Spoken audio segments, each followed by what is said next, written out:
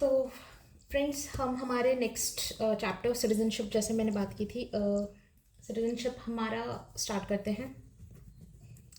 पिछले वीडियो में हमने यूनियन एंड इट्स टेरिटरी की बात की थी। तो यार, सिटीजनशिप जो है लक्ष्मीकांत में बहुत ही कॉम्प्लेक्स चैप्टर लगता है। बहुत सारी डेट्स उसमें दी हुई है और इस वाले चैप्टर से ऑनेस्टली बहुत सारे सवाल आते भी नहीं हैं। तो जो भी इम्पोर्टेंट है, एक माइन्यूट से माइन्यूट डिटेल जो इम्पोर्टेंट हो सकती है प्रीलिम्स को लेके, यूपीएससी की बात कर रही हूँ मैं, वो सब आपको इस वीडियो में मिल जाएगी। And I think it's more than enough. Okay, तो यार हम सबसे पहले बात करते हैं। जैसे सिटीजनशिप दिया हुआ है पार्ट 2 में that is from article, that is under article 5 to 11। ठीक है, बहुत कन्फ्यूजन हो जाती है 5, 6, 7, 8, 9 में। इसके बाद आपको काफ़ी अच्छे से याद हो जाएगा, तो नोट्स आप साथ बनाते जाइएगा। जैसे कि फर्स्ट होता है आर्टिकल 5। आर्टिकल 5 में बात होती है कि at the commencement of the constitution. Okay, commencement, कि कमेंसमेंट ऑफ द कॉन्स्टिट्यूशन जो भी डोमिसाइल पीपल हो, ओके, इनके लिए सिटीजनशिप की बात करता है आर्टिकल 5। ठीक है, लेकिन अंडर आर्टिकल 6, आर्टिकल 6 में बात हो रही है उन लोगों की who migrated to India from Pakistan. जैसे कि भाई ये इंडिया है, आप पाकिस्तान में इंडिया आते हो, ओके, आप आ रहे हो, who migrated to India from Pakistan, इनके लिए दैट इज, यहाँ पे हम लिख देते हैं रिटर्न टू इंडिया। ठीक है, तीसरा आर्टिकल 7 में बात हो रही होती है who migrated to Pakistan but who return to India. जैसे कैसे, ऐसे लोग जो इंडिया से पहले पाकिस्तान गए, ठीक है, फिर पाकिस्तान से वापस, who migrated to Pakistan, who return back to India. ऐसे जैसे 5 में हो रही है कि भाई कमेंसमेंट के टाइम पे क्या सिटीजनशिप स्टेटस है, 5 में दिया है। आर्टिकल 6 में बात होती है कि ऐसे लोग जो पाकिस्तान से इंडिया में आए, और आर्टिकल 7 में ऐसे लोग जो इंडिया से पाकिस्तान गए और पाकिस्तान से वापस इंडिया रिटर्न आ गए, उन लोगों की बात होगी आर्टिकल 7 में बात होती है। ठीक है, फिर फोर्थ हम देखेंगे आर्टिकल 8। आर्टिकल 8 में बात हो रही है पीपल ऑफ इंडियन ओरिजिन या फिर person of Indian origin residing outside India. ठीक है, यार एक अमेंडमेंट के बाद 2005 में अमेंडमेंट के बाद पे पर्सन ऑफ इंडियन ओरिजिन को जो है ओसीआई के साथ ही मर्ज कर दिया था, वो हम आगे देखेंगे वीडियो में। ठीक है, ये क्या होता है पर्सन ऑफ इंडियन ओरिजिन या ओसीआई? ये एक ऐसा व्यक्ति होता है जिसकी जो लीनिएज रही हो, या वो खुद पहले इंडियन रहा हो, इंडियन सिटीजनशिप रही हो उसकी, लेकिन अब वो इंडिया का सिटीजन नहीं है, लेकिन उसको हम कुछ बेनिफिट्स दे सकते हैं just because of being person of Indian origin. ठीक है, फिर हम देखेंगे फिफ्थ पॉइंट आर्टिकल 9। आर्टिकल 9 में टर्मिनेशन की बात की है, टर्मिनेशन ऑफ सिटीजनशिप की बात होगी। ठीक है, फिर सिक्स्थ पॉइंट आर्टिकल 10 में बात होता है कि continuance of rights of citizenship. ठीक है, और फिर आर्टिकल 11 में बात होती है, that is from article 5 to 11 तो देख रहे थे हम लोग। आर्टिकल 11 में बात होती है कि एक्विजिशन, सिटीजनशिप के एक्विजिशन प्लस सिटीजनशिप के टर्मिनेशन से रिलेटेड जो भी मैटर होगा, जो भी रिलेटेड लॉज होंगे, वो सब कॉन्स्टिट्यूशन में नहीं दिए गए हैं। इन सभी के प्रोविजंस बनाने की जिम्मेदारी किसके पास दी है आर्टिकल 11 में? पार्लियामेंट के पास, पार्लियामेंट ऑफ इंडिया। ठीक है, parliament of India to decide on the matters related to acquisition and termination, यह आर्टिकल 11 में दिया है, जिसके तहत पार्लियामेंट ने सिटीजनशिप अमेंडमेंट एक्ट 1955 पास भी किया था। ठीक है, तो ये बेसिक चीज़ हो गई क्या कि 5 में कमेंसमेंट के टाइम क्या था, 6 में भाई जो पाकिस्तान से इंडिया आए, 7 में जो इंडिया से पाकिस्तान गए वापस इंडिया आ गए, 8 में पीपल ऑफ इंडियन ओरिजिन की, 9 में टर्मिनेशन कैसे जाएगा, सिटीजनशिप की बात तो यहाँ तक हो गई, फिर यहाँ पे कि कैसे टर्मिनेट हो जाएगी, कंटिन्यू क्या राइट्स होंगे क्या राइट्स नहीं होंगे, और 11 में कि आगे की जो भी चीज़ होगी कि कैसे एक्वायर, टर्मिनेशन, जो भी प्रोसेस होगा वो उसकी जिम्मेदारी हम पार्लियामेंट को देते हैं। ऐसा कहाँ दिया है? ऐसा आर्टिकल 11 में दिया है। इसके बाद हम देखेंगे यार, अब हम बात करेंगे एक्विजिशन की कि सिटीजनशिप एक्वायर कैसे की जा सकती है। ठीक है, तो इसके 2-3 तरीके हैं, इनफैक्ट इसके टोटल 5 तरीके हैं। 5 तरीके कैसे एक्विजिशन की? सबसे पहला तरीका है बाय बर्थ, कि यार आपका बर्थ जो है वो इंडिया में हो जाए। दूसरा तरीका होता है कि बाय डिसेंट, कि आपके पूर्वज, आपके माता पिता, आपके दादा दादी जो है, आप बाय डिसेंट यहाँ पे आप ले सकते हैं सिटीजनशिप। तीसरा होता है बाय रजिस्ट्रेशन, बाय रजिस्ट्रेशन। और यार चौथा होगा बाय नेचुरलाइजेशन, बाय नेचुरलाइजेशन। और पांचवा होगा बाय इनकॉर्पोरेशन ऑफ टेरिटरी, कि हमने कोई टेरिटरी इनकॉर्पोरेट की है तो उस टेरिटरी पर जो रहने वाले लोग होंगे उनको भी सिटीजनशिप मिल सकती है बाय इनकॉर्पोरेशन ऑफ टेरिटरी। ठीक है, इस सब में यहाँ सबसे ज़्यादा कंफ्यूजिंग है bye registration and bye naturalisation. तो इसमें मैं आपको एक चीज़ बताती हूँ, जो बाय रजिस्ट्रेशन की बात हो रही है ये होती है उन लोगों के लिए जो कि इंडियन ओरिजिन से है। ठीक है, ये इंडियन ओरिजिन वाले लोग होंगे। ठीक है, जो बाय नेचुरलाइजेशन है ये नॉन इंडियन ओरिजिन वाले होंगे, ये कंप्लीटली फॉरेन रहे हैं, इनकी कोई इंडियन ओरिजिन नहीं है। ठीक है, नॉन इंडियन ओरिजिन वाले, तो एक ये डिफरेंस। दूसरा, बाय रजिस्ट्रेशन अगर आपको इंडिया की सिटीजनशिप चाहिए तो आपको 3 कंडीशंस फॉलो होनी, यहाँ पे 3 चीज़ें हो सकती है। सबसे पहला, इधर आपका जो स्पाउस है, आपकी या तो पत्नी या तो आपका हस्बैंड, वो इंडियन होना चाहिए। दैट इज़ क्या, कि आपका स्पाउस इंडियन हो। स्पाउस के इंडियन होने के बाद कम से कम आप 7 साल से 7 ईयर्स रेसिडेंट हो भारत के। एक ये कंडीशन है। अगर आप आपको रजिस्ट्रेशन कराना है और आप इंडियन ओरिजिन के लिए, तो आपका जो हस्बैंड हो उसको इंडियन होना चाहिए या फिर आपकी वाइफ को इंडियन होना चाहिए, और आपको 7 ईयर्स का इंडिया में रेसिडेंट आपको होना चाहिए, तो आप ले सकते हैं बाय रजिस्ट्रेशन। दूसरा तरीका इसमें होता है कि या तो आप पर्सन ऑफ इंडियन ओरिजिन या फिर OCI हो, जो भी हो, ये स्टेटस आपके पास होना चाहिए 5 साल का। यू मस्ट, आपके पास पिछले 5 साल से पर्सन ऑफ इंडियन ओरिजिन का स्टेटस या फिर OCI का स्टेटस होना चाहिए, प्लस 12 महीने आपको इंडिया का, 12 मंथ्स आपको इंडिया का रेसिडेंट होना चाहिए, रेसिडेंट। ठीक है, तो यार देखो, बाय रजिस्ट्रेशन एक तो ये इंडियन ओरिजिन वालों के लिए है। इसमें सबसे पहले आपका स्पाउस इंडियन होना चाहिए, 7 साल आपको भारत में रेसिडेंट होना चाहिए। ठीक है, दूसरी कंडीशन ये होती है, एक कंडीशन ये है, इसको भी मिल जाएगा। एक कंडीशन है कि या तो आप पर्सन ऑफ इंडियन ओरिजिन या OCI कार्ड होल्डर हैं और ये पिछले 5 साल से आप हैं। ठीक है, OCI या PI, लेकिन आपको इसके साथ साथ 12 महीने इंडिया का रेसिडेंट भी होना होगा। ठीक है, और एक होता है माइनर चिल्ड्रन, थर्ड होगा माइनर चिल्ड्रन। माइनर चिल्ड्रन को भी मिल जाएगी सिटीजनशिप। तो ये 3 तरीके हैं बाय रजिस्ट्रेशन। लेकिन बाय नेचुरलाइजेशन ये थोड़ा कॉम्प्लेक्स है, इसको मैं अच्छे से बताती हूँ। मैं काफ़ी कंफ्यूज होती थी, लेकिन डेफिनेटली मैं आपकी कन्फ्यूजन खत्म कर दूँगी यहाँ पे।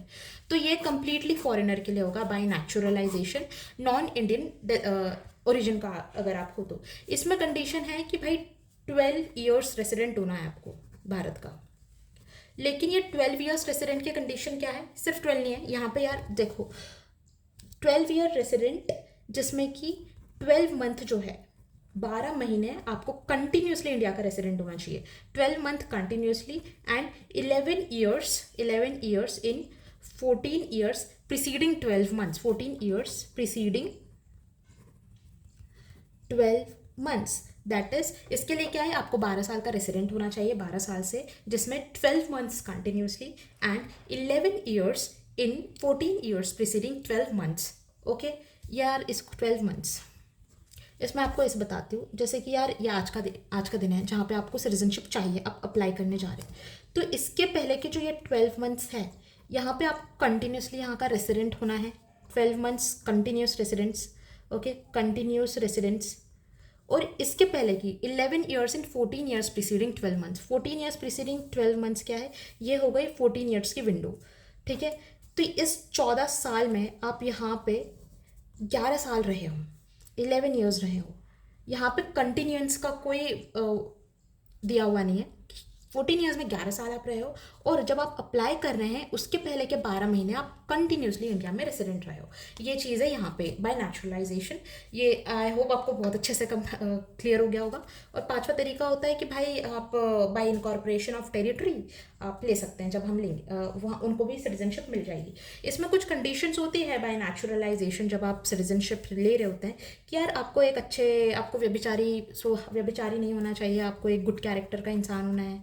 ठीक है, जो है बाय नेचुरलाइजेशन एक और चीज़ है किन्हें मिल जाती है, अगर एक एक्सेप्शनली गुड नॉलेज वाला इंसान है साइंस की फील्ड में, फिलोसफी की फील्ड में, आर्ट में, लिटरेचर में, जिसने वर्ल्ड की पीस में बहुत इंपॉर्टेंट काम किया है, ह्यूमन प्रोग्रेस या फिर ह्यूमन प्रोग्रेस लो, ह्यूमन प्रोग्रेस, इन लोगों को भी हम बाय नेचुरलाइजेशन सिटीजनशिप दे देते हैं। और इस केस में जो है ये 12 साल की जो विंडो है 11 ईयर्स की, इसको कम भी किया जा सकता है। The time period can be reduced from 12 year also in this case.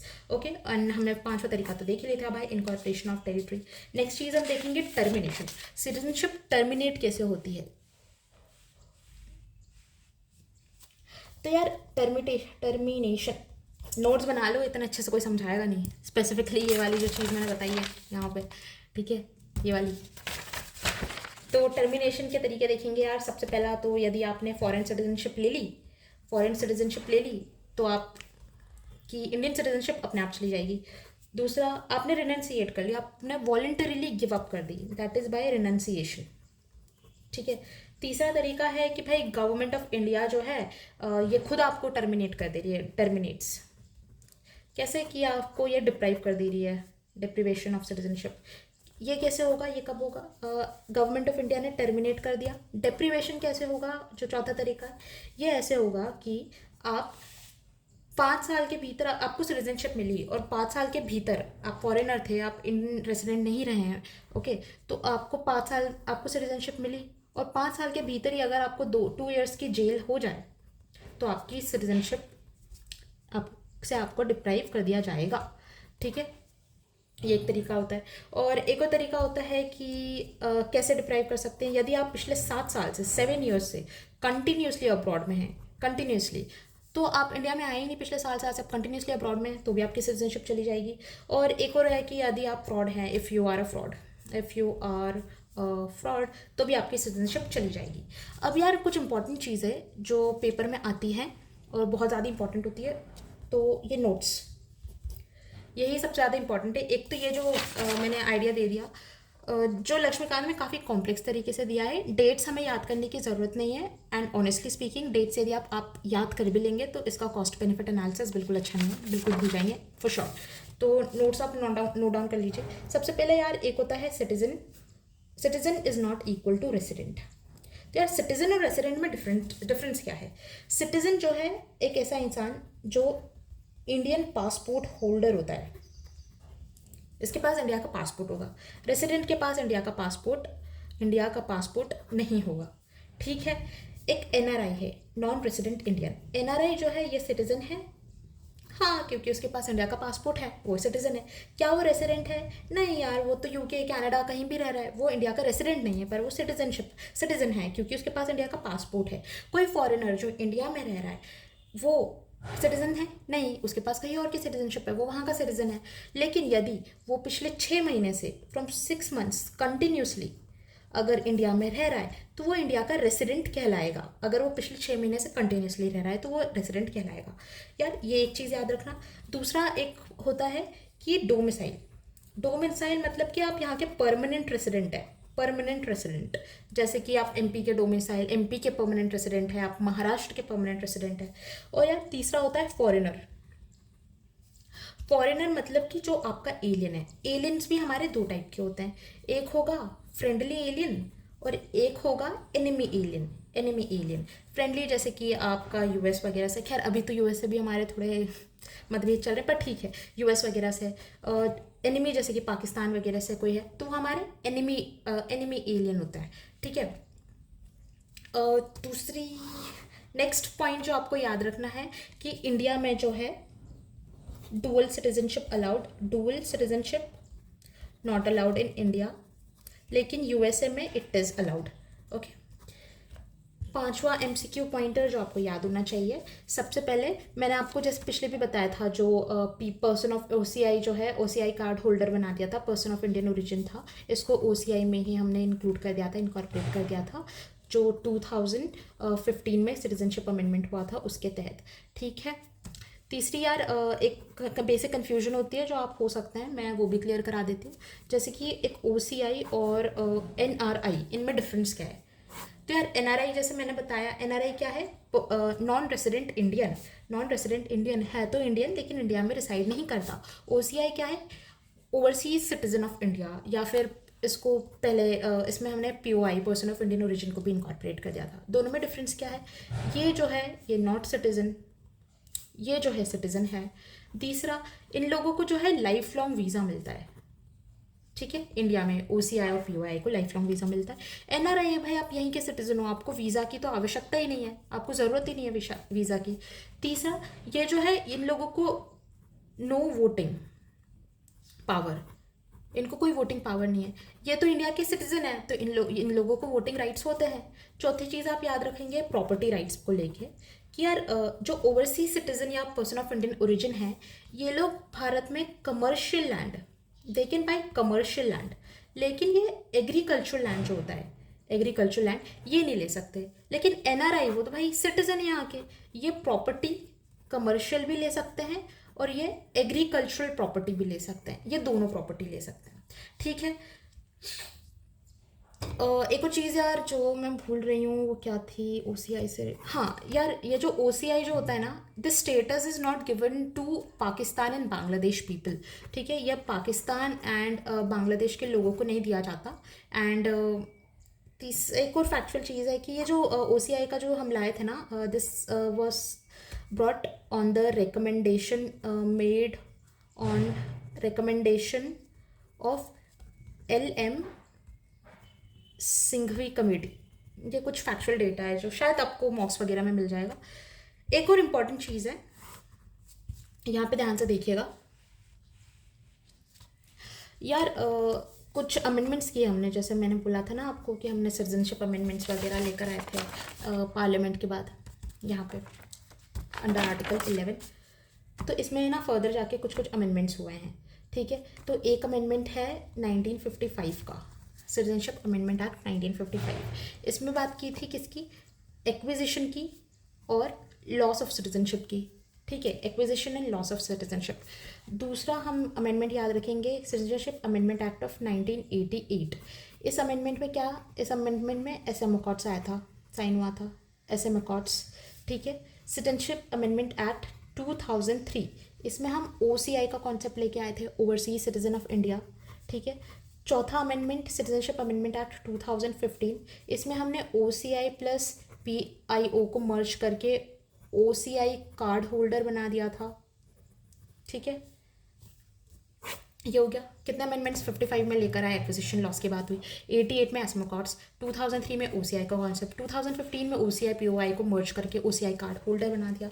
इसके बाद यार मैं आप लोगों को जो हमने 5th amendment citizenship amendment act of 2019, इसमें हमने क्या किया था, जो रिसेंट हुआ था, इसमें जनरली कन्फ्यूजन भी होती है, यहाँ पे क्लियर हो जाएगी। पाकिस्तान, अफगानिस्तान और बांग्लादेश, ये जो 3 कंट्रीज़ है, इन कंट्रीज़ की जो परसिक्यूटेड माइनॉरिटीज़ हैं, वहाँ की माइनॉरिटीज़, वहाँ की परसिक्यूटेड माइनॉरिटीज़ कौन कौन सी है? वो है हिंदू, वो है सिख, बुद्धिस्ट, जैन्स, पारसी और क्रिश्चियंस। पाकिस्तान, अफगानिस्तान, बांग्लादेश की जो persecuted minorities, that is Hindus, Sikhs, Buddhist, Jains, Parsis and Christians, ये जो 6 परसिक्यूटेड माइनॉरिटीज़ है, यदि वो इंडिया में 31 दिसंबर 2014 से पहले आ जाती है, क्योंकि हमने ये जो सिटीजनशिप ये जो लागू होने वाला था 2019 का, ये हुआ था 31 दिसंबर 2019 से, तो इससे 5 साल पहले, दैट इज़ 5 years कंप्लीट। अगर इन देशों की परसिक्यूटेड माइनॉरिटीज जो कि ये 6 है, ये 31 दिसंबर 2014 से इंडिया में आ जाती है, तो इनको हम citizenship be given to them, इनको हम सिटीजनशिप दे देंगे। क्यों ऐसे बोल रहे हैं हम कि यार इनको सिटीजनशिप दे देंगे? जैसे हमने यहाँ पे बात की थी